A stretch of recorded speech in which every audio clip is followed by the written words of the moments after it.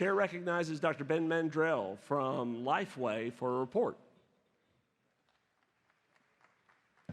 Good afternoon. It's an honor to bring you the report from Lifeway Christian Resources. I'm joined by members of our executive team sporting their yellow tennis shoes, and our board officers are with us as well today. James Frost, the founding president of our organization, reluctantly left his pastorate at First Baptist Nashville in order to lead the Sunday school board. He fought the call because he loved his church and he loved the pulpit, and he famously said this when he signed on with the board: "I burn the bride behind me, my desire, ambition, and love for the pulpit being deliberately committed to martyrdom, and my face and heart being steadfast set to the future of this board." Every state convention and denominational worker in this room can relate to the pain of leaving behind the local church context, the close-knit local church context, to serve in a denominational setting.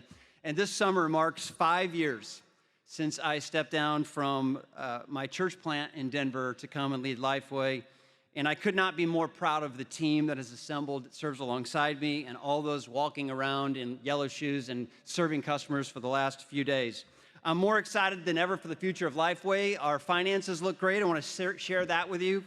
In 2019, excluding the Lifeway stores in Ridgecrest, Lifeway had a revenue of $260 million and a slight loss of $1 million. But you can see the devastating effects of COVID on Lifeway, as many churches did not meet for several months, and most churches had fewer in attendance. Lifeway's revenue dropped by $55 million in 1 year, and we lost $19 million.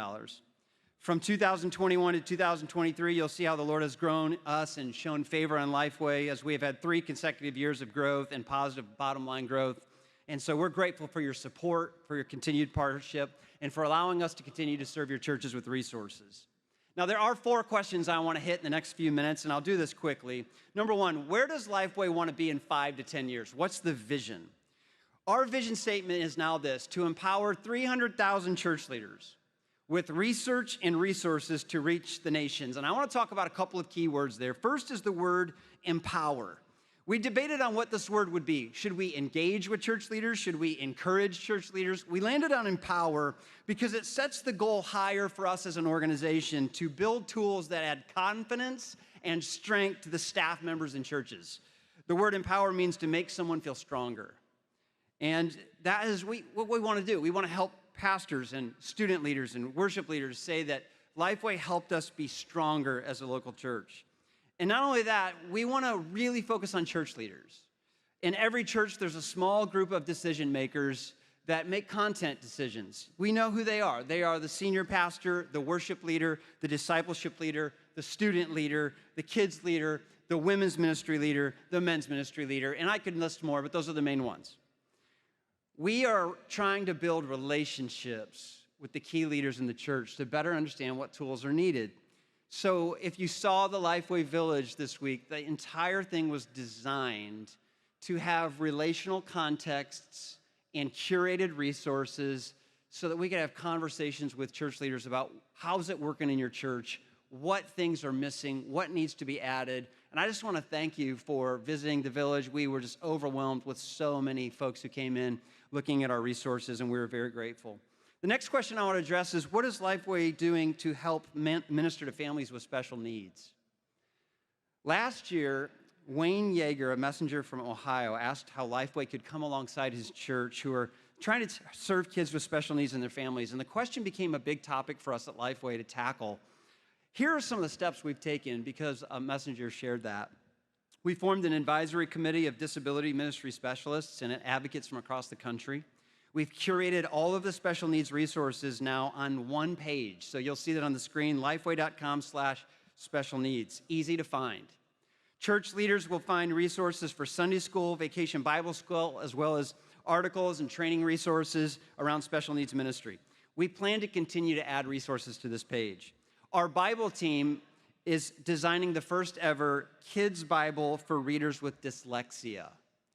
The Bible uses academically tested typeface and design principles created by Cambridge University's research department.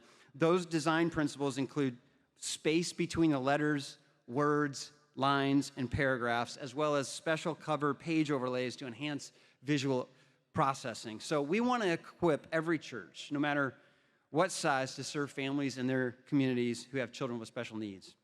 Question number 3, thank you. What's happening to LifewayWorship.com? Lifeway has decided to continue offering this essential resource. Since last fall, we've held listening sessions with over 200 church leaders from 10 states. Worship leaders told us that this is their curriculum for discipling the people that lead in their ministries. They rely on Lifeway Worship for music that's been vetted theologically and that encourages congregational singing. We underestimated the value that this tool was bringing to a meaningful portion of churches. So the listening sessions not only underscored the value of LifewayWorship.com, but they also revealed other ways that Lifeway can come alongside worship leaders in their difficult jobs. So we're committed to the long history of serving worship leaders, and we want to make sure that we continue to serve you all well in years to come. Lastly, what is something that Lifeway is celebrating in 2024? It's the 100th anniversary of Vacation Bible School. I want to tell you a quick story.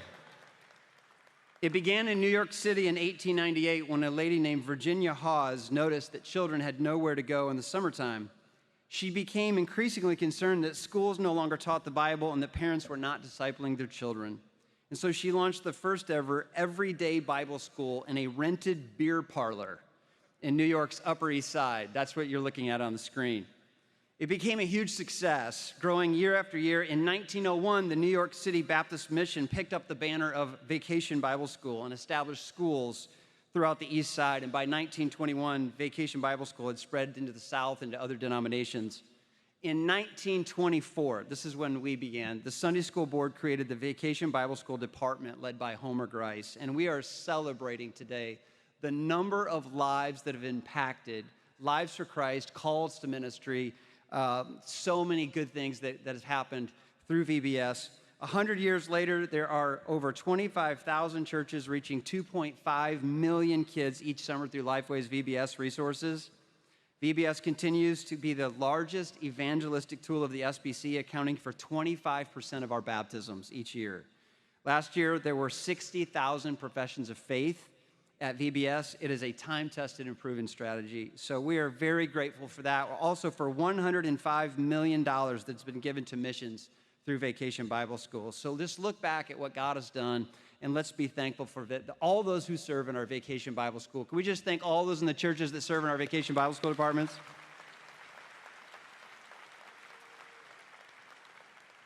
Thank you, Mr. President. This concludes my report.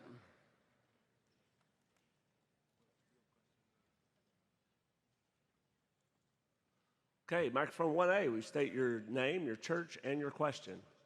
My name is Ben Posey. I'm a messenger from First Baptist Church in Leroy, Alabama.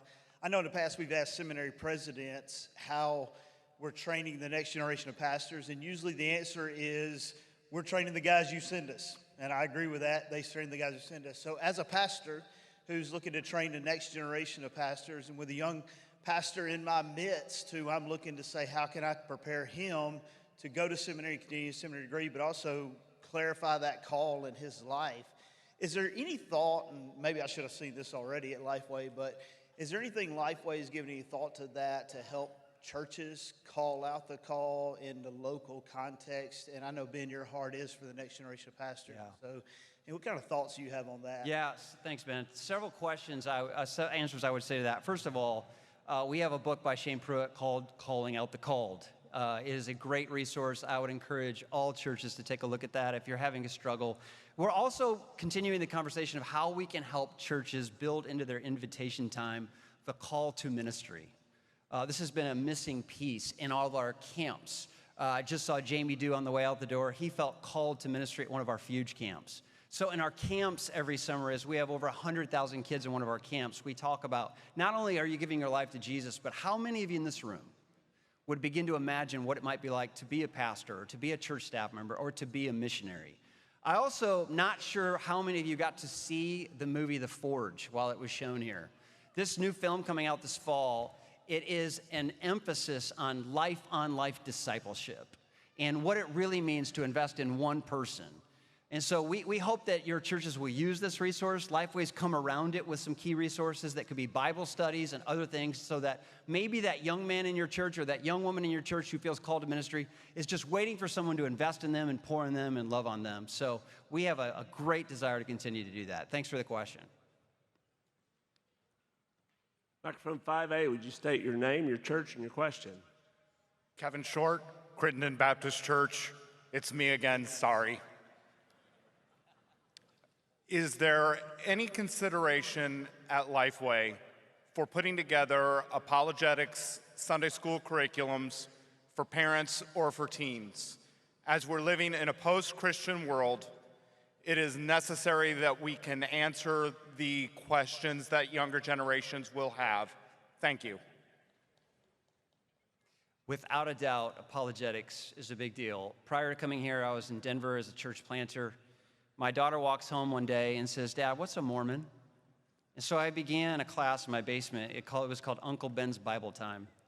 And not only did it include my kids, but soon even our non-religious neighbors in the neighborhood began bringing their kids because they thought it was important to expose their children to religion. And so each week we would take a particular religion and we would begin to talk through what these people believe, that you go to school with, that you're hanging out with. This is now moving to the South.